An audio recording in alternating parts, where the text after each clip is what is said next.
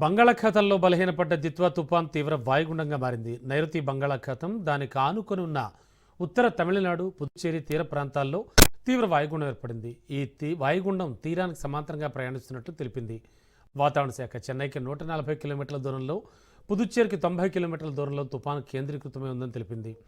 తమిళనాడు, పుదుచ్చేరి తీర ప్రాంతాల నుంచి 80 కిలోమీటర్ల దూరంలో తీవ్ర వాయుగుండం ఏర్పడినట్టుగా తెలిపింది వాతావరణ శాఖ.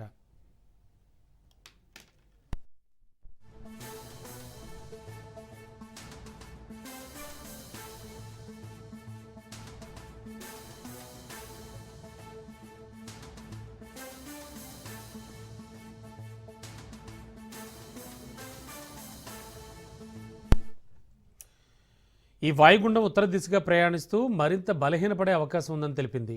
ఈ క్రమంలో తిరుపతి, నెల్లూరు జిల్లాల్లో భారీ వర్షాలు కురిసే అవకాశం ఉందని తెలిపింది. భారీ వర్షాల పట్ల ప్రజలు అప్రమత్తంగా ఉండాలంటూ, అత్యవసరం అయితే తప్ప బయటికి వెళ్లొద్దంటూ సూచిస్తోంది వాతావరణ శాఖ.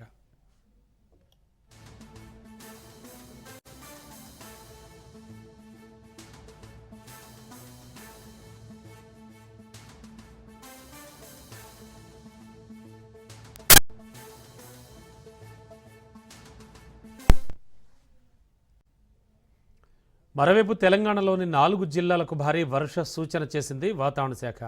ఖమ్మం, నల్గొండ, సూర్యాపేట, నాగర్ కర్నూలు జిల్లాల్లో భారీ వర్షాలు, భద్రాద్రి కొత్తగూడెం, ఖమ్మం, నల్గొండ, సూర్యాపేట జిల్లాల్లో భారీ వర్షాలకు అవకాశం ఉందని తెలిపింది.